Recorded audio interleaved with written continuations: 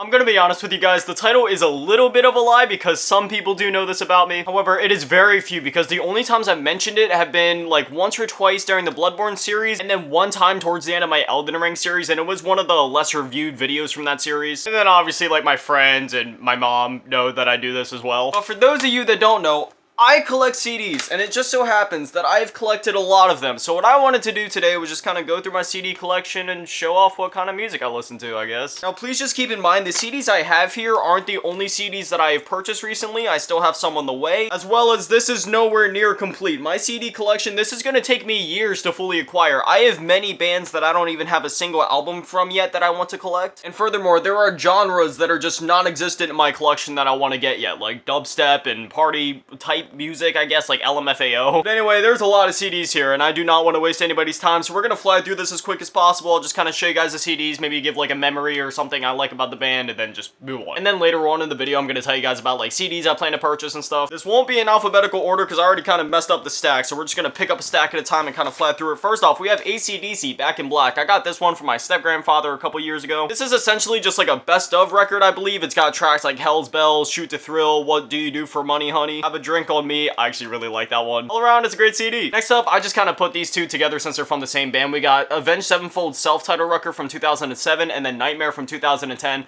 I'm weird and I keep track of what year's records came out. This one is one of my favorites from the band. It's got some of my favorite tracks like Critical Acclaim, Scream, Almost Easy, Afterlife, Gunslinger, A Little Piece of Heaven, Dear God. I essentially just routed off like almost the whole track list right there. Like this whole album through and through is just so good. And then Nightmare, dude, I can't even think of a single song that I do not like off of this record. There's definitely a lot of underrated Avenged Sevenfold songs on this record, especially one like Natural Born Killer. That song is so good. Then obviously you got the title track Nightmare, Welcome to the Family, Buried Alive, Danger Line, so many great songs on this one. Next up, now this one really holds a special place in my heart. This was like one of the first metal albums I ever listened to. This is the album called Save Me From Myself by Brian Head Welch. If you don't know Brian Head Welch, basically he's the guitarist for Korn. He left Korn for a while to go get his life straightened out and to get right with God. And this is essentially just like a Christian metal album, but if you see right there, this is actually an autograph copy of it. I'm not sure how much this is worth with the autograph, but I would never ever sell this. This is something I'm going to hold on to literally forever. Next up, we got Devil's Night by D12. If you don't know D12, this was essentially a rap group from the early 2000s. It's got like Eminem, Proof, Czar, etc. And honestly, between the two records they put out, Devil's Night and D12 World, I do like Devil's Night more. However, both albums are absolutely fantastic. And this one, once again, it's one of those albums where I can just listen to it from front to back and enjoy every single track. The first one, I can't say the name, S Can Happen, Pistol Pistol, Fight Music, Devil's Night, Revelation, Purple Pills,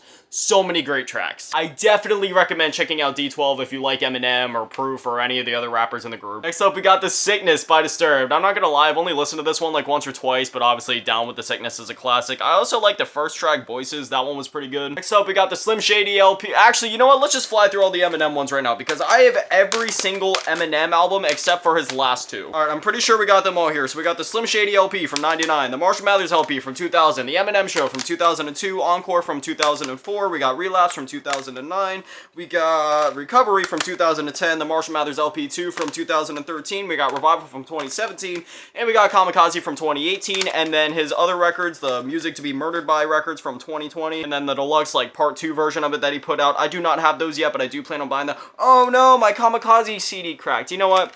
Normally I'm a stickler when it comes to like collecting and keeping things in mint condition, but when it comes to CDs, yeah, it's a little hard to keep them in like the best condition possible. This is what it is. See, I'm thinking about buying another copy of this because right now I have the deluxe version and that's okay. Like I like having the deluxe, it's a cool CD, but I also keep mine on like this CD rack, and I like when all my CDs are like the same size. Even if it means I have to sacrifice getting the deluxe version and only getting the standard edition, I am personally okay with that. I like having the traditional standard album, the original artwork, all of that. As much as I love having extra music, extra like cool concept art and stuff like that, like this is obviously a sick deluxe CD. Just like having the original case and artwork. I'm weird. Regardless, I don't care what anybody says. I love all of these records. Sure, there's a few hit or miss tracks here and there, but for the most part, dude, Eminem's the GOAT. His music has gotten me through so much stuff, it's not even funny. I am forever indebted to that man. He's gotten me through many fights, breakups. He's helped me feel better in times when I was already feeling happy. Like, there's an Eminem song for anything. If you're sad, there's a song for it. If you're mad, there's a song for it. If you're getting bullied at school, there's a song for it. If you're happy, well, believe it or not, there's a song for it. I don't even know where to go. Like, I have multiple CDs for multiple different bands, but they're like in different stacks right now, so I gotta try to organize this. I think this is all of the CDs that I have for this band. Man, I only have 5 of them. I really need to get more. But anyway, next up we have Korn. So we have Korn, the original one from 1994.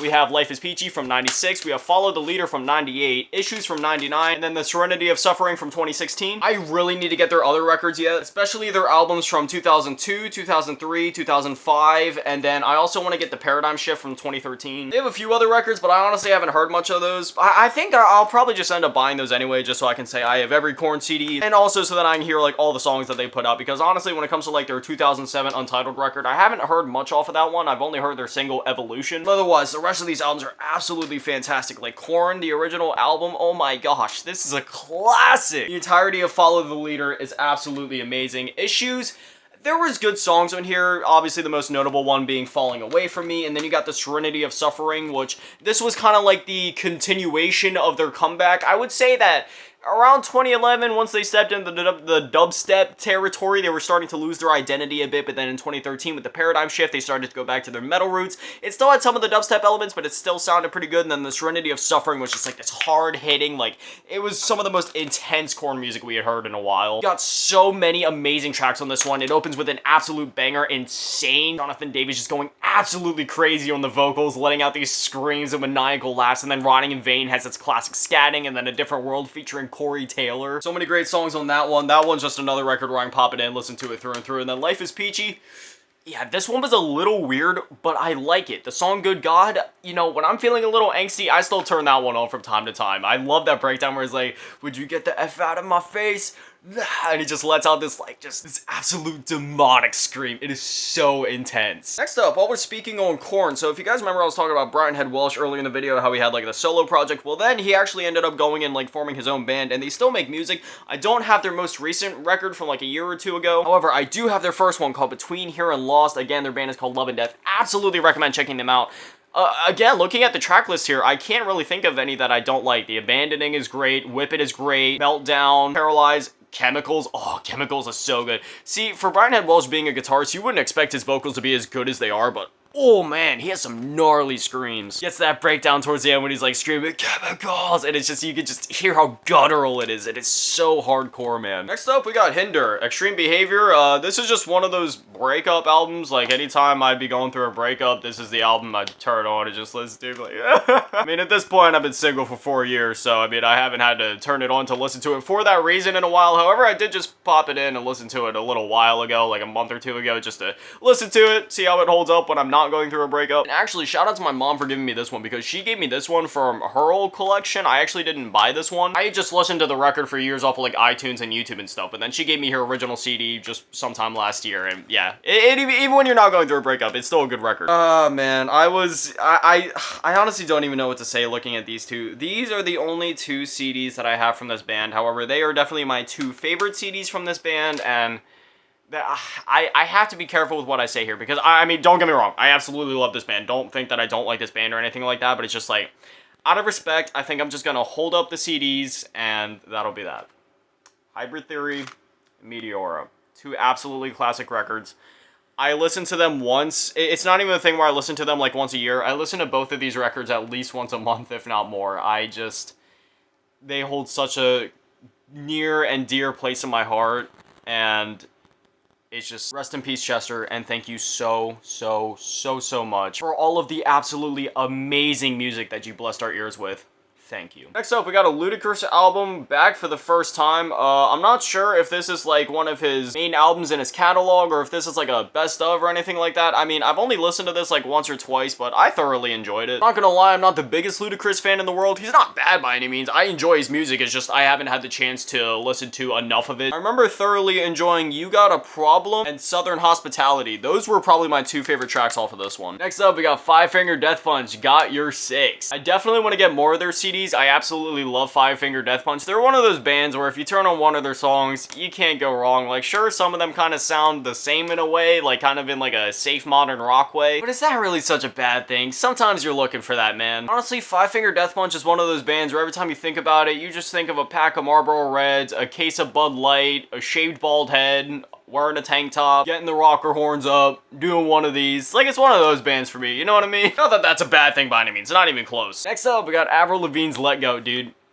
I've had the biggest crush on her for years. This album is an absolute classic, and I know I've been saying this for a lot of the CDs so far, but once more, another one. We're just through and through. It's a great album. That's the thing with music from like back in the day. Basically anything before what could be considered modern music, basically any time that you turned on an album, for the most part, there were definitely a few not so hot albums that came out throughout the years, but for the most part, you could just turn them on, listen to them from front to back, and all of them were these passion-filled musical experiences. Whereas nowadays, it's like people put out a few singles, those pop off, and then they make an album around those singles just to sell more streams and get more money, and it feels very lifeless. Back in the day, say you turn on an album like this, or like we were just talking about Hybrid Theory. Hybrid Theory, if you turn this album on, I can recite every lyric to every song from front to back on every beat perfectly, just because it's that good of an album. It's that engraved in my mind. Same thing with an album like this. There was so much heart and love put into all these albums back in the day. All right, next up. Oh my gosh, these album covers are probably gonna get me demonetized.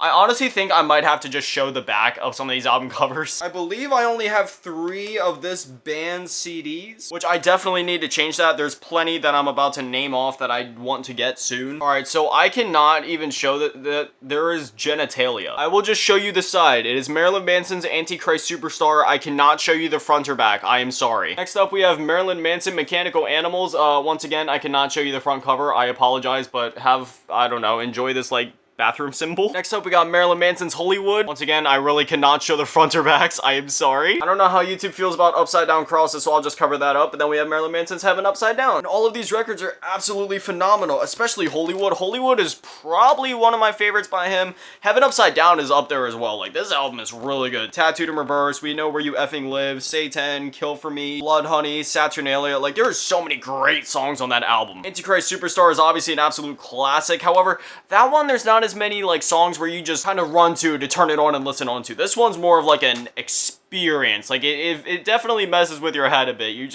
kind of have to experience it. This isn't an album you listen to like one track at a time. This is one that you put in, you sit back, you listen to it from front to back, and afterwards go, whoa. Mechanical Animals is more of like a groove rock album, but I also thoroughly enjoyed that, and then Hollywood again is just, oh my god.